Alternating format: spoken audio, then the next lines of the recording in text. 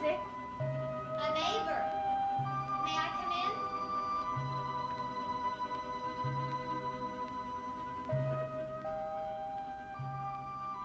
Saw the light under the door and thought I might borrow a cup of sugar. You're Carolyn. And you're Victoria. Or is it Vicky? Either one doesn't make any difference, whichever you like.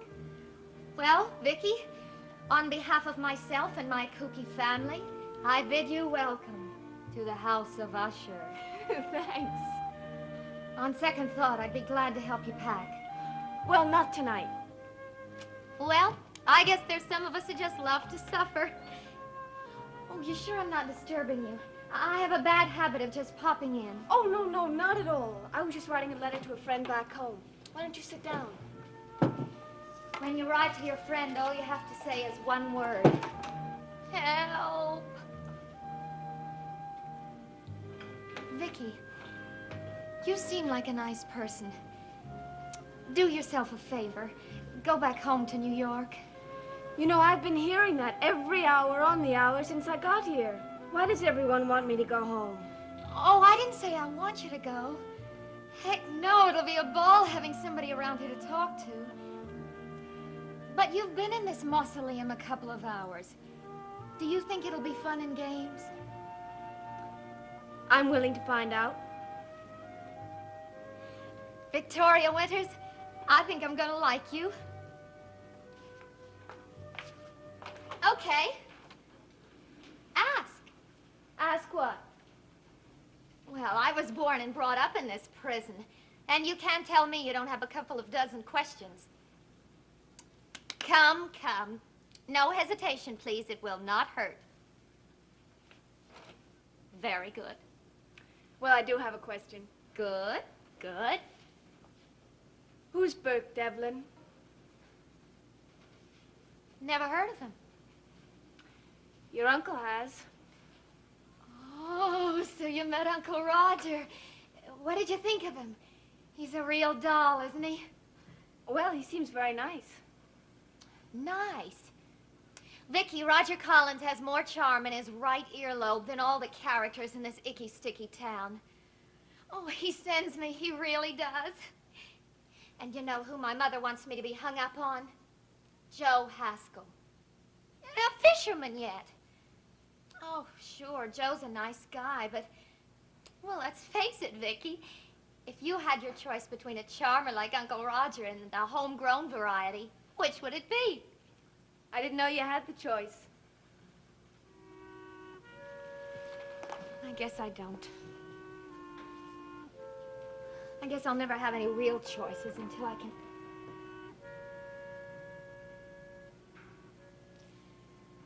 Hey, you were asking me about someone, weren't you? I was asking you about Burke Devlin. Oh, yes. Burke Devlin. Burke Devlin. Never heard of him.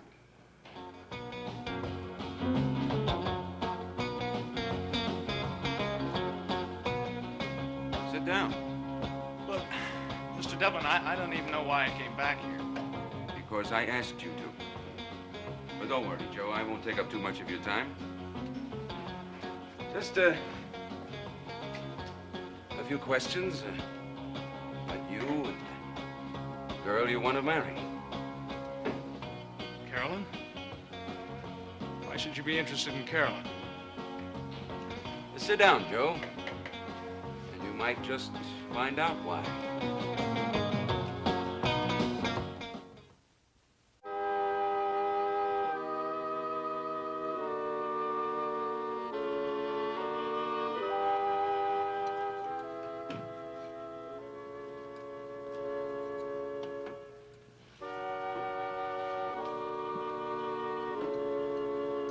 Any coffee left in the hopper? Few cups. Real strong, though. I'll take my chances. It's your stomach.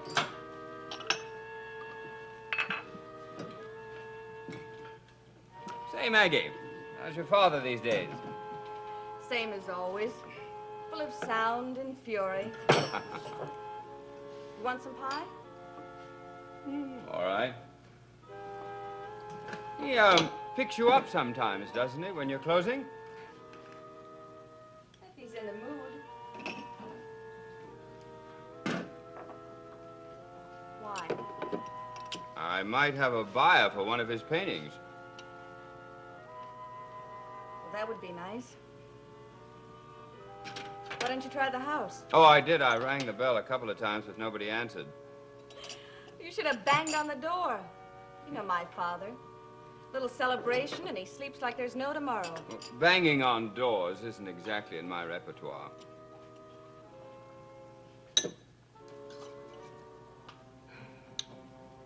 Maggie, I have to see your father. It's very important.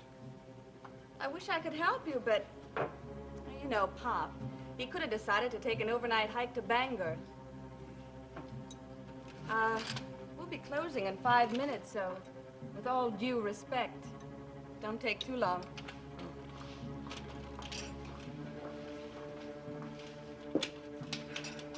I hear, Burke Devlin checked into the hotel tonight.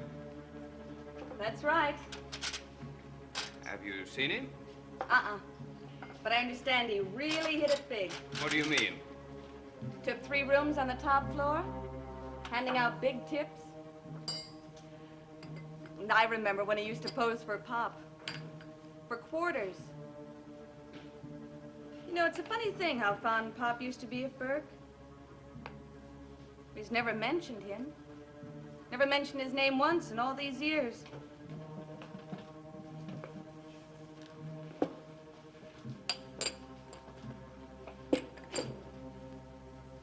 I really don't think Pop will be coming tonight.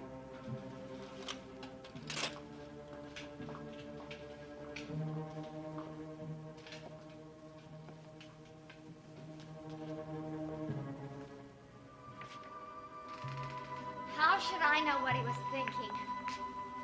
But if Uncle Roger took off when you mentioned this Burke Devlin's name, he must have had a good reason. He knows what he's doing. He can take care of himself.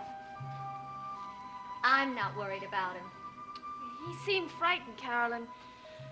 I've never seen a man so frightened. Look, you sure you want to continue this grand tour? Because I'm beginning to think the place is really getting you down. No, I'm all right. And I promise not another word about Mr. Devlin. Who's he? Oh, good old Uncle Isaac. Isaac Collins. He's the one who began it all. Started the whole wingding back in the 17th century. Built the fishing fleet, founded the town, gave it a name. The works. He must have really been something. I've always thought Uncle Roger looked a little bit like him. Vicky, I know my uncle, and he doesn't scare. I don't even think an earthquake would scare him. All right, but if... Now what? That door, I'm sure I closed it tightly when we came in here. Looks like you didn't. I know I did. When in doubt, look.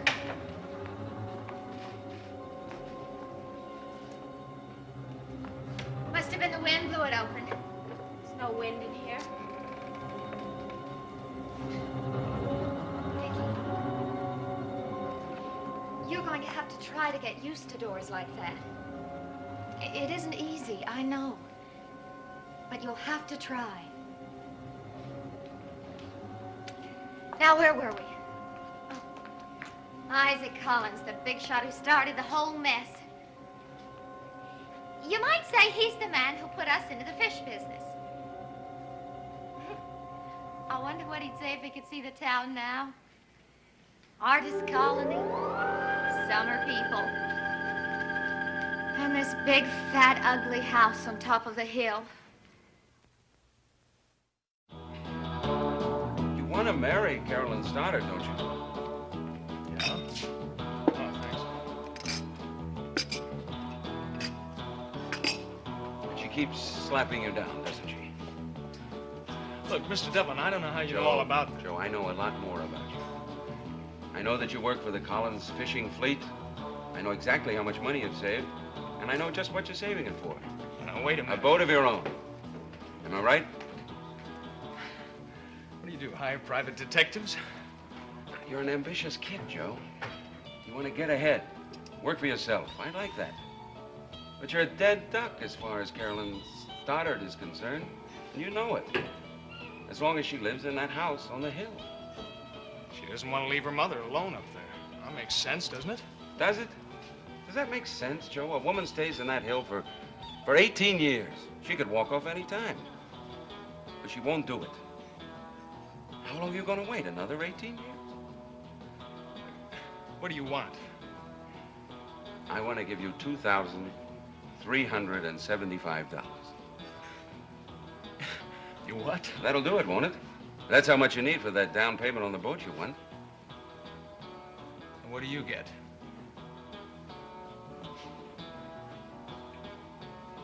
Information. But I can't give you any information. Pop's a free soul, you know that. He wanders. Well, you don't mind if I wait a little longer, do you? Really, Mr. Collins, I have to close. That's what I was afraid of. Sorry, Mr. Malloy, but we're closed. Door is open. Well, I know that, Saw but your I've car got to... parked down the street, Roger. I have to talk to you. It's after business hours, Malloy. It has nothing to do with the fleet.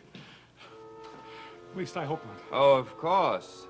The manager of our fishing fleet talks business only with my sister. Roger, this is important. I see. And the extent of my participation in family business affairs is of no importance at all. Delicately put, Malloy.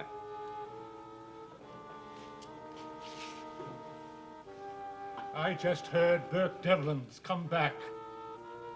And? Is that all you have to say? No, Burke was born and raised in Collinsport. Why shouldn't he be permitted to return if he wants to? And you're not worried? Why should I be? 10 years is a long time. I'm sure Bert and I can be good friends again. Do you really believe that? Look, Malloy, I have much more important things than to worry about people's goings and comings, especially an ex-convicts. But thank you anyway for your concern. Roger, you're either a much braver man than I thought you were, or a much bigger fool. Good night, Reggie.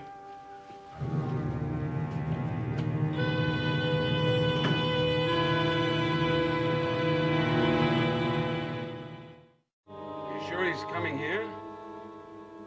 Well, don't worry about it, Strake. Yeah. Hey, just pick up the bag and do what I told you. Go back to New York. All right. Oh, and Strake, about that report you did on the Collins family. It was a good job. I'm sending you a bonus.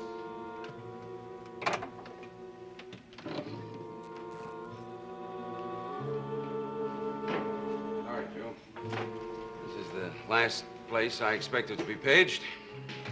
Mr. Devlin, I've been doing a little thinking. Have you ever been to Montevideo? Furthest I've ever been is Boston. Mr. Devlin, There's a bar in Montevideo. Crummy joint. Bugs all over the place. Glasses look like they haven't been washed in a year. Would you believe it, Joe? In that filthy hole was where I first started to make it big. And you know why? A character came over to my table, sat down, made me a proposition. And I didn't think.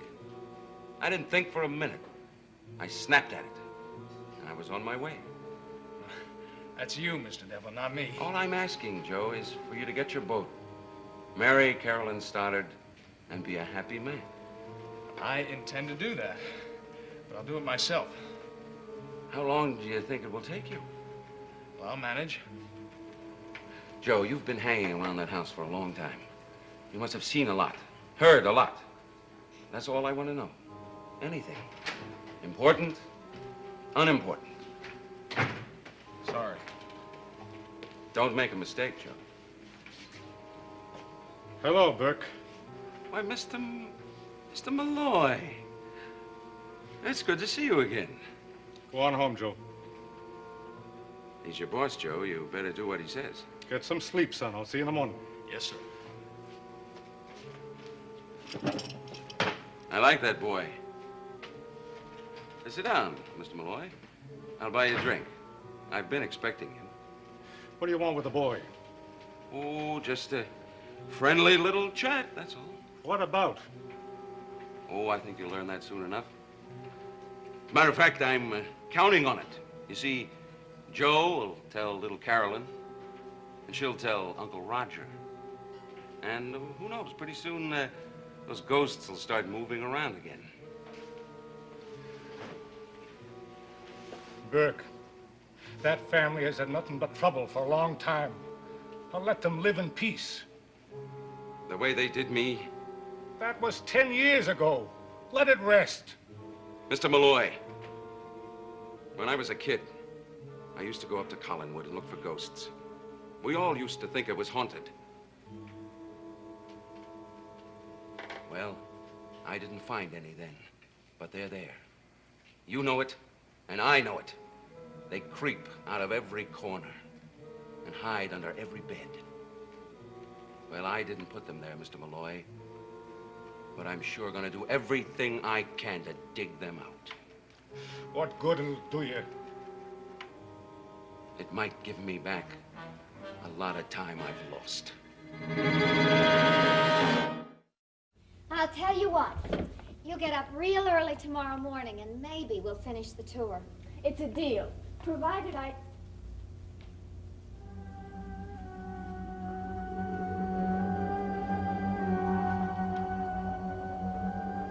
It's funny.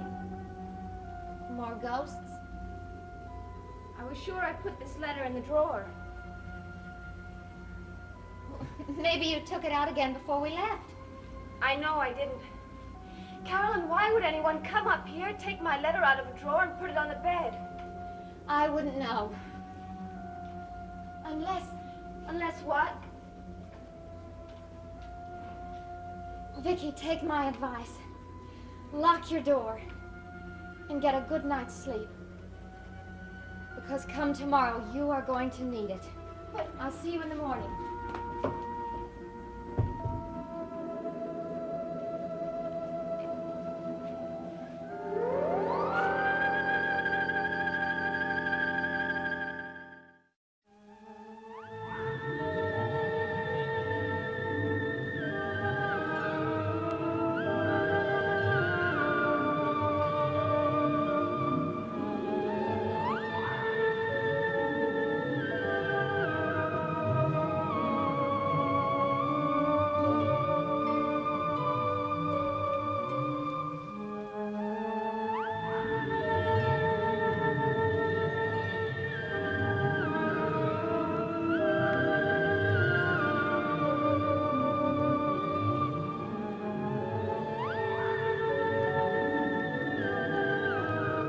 June Moon Spoon, and that should put you in the mood for the dating game with host Jim Lang. The excitement, suspense, and fun begin right after Supermarket Sweep, every weekday morning here on ABC.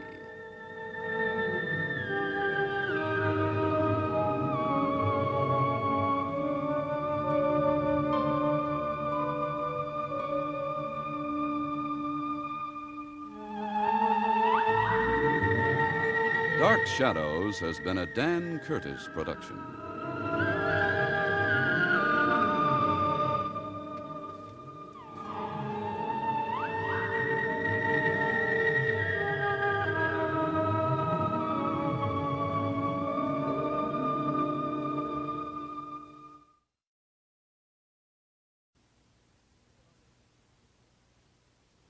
TR date 6/16/66, air date 6/30/66.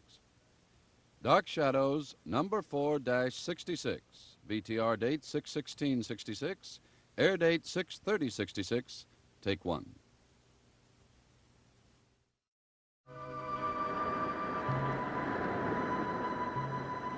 My name is Victoria Winters. The dark night presses in on the crest of Widow's Hill as though it were alive. I can almost feel it, crushing against the windows, whispering to me, telling me to run while I can. But I've come too far and waited too long, and the fear of darkness is only for children.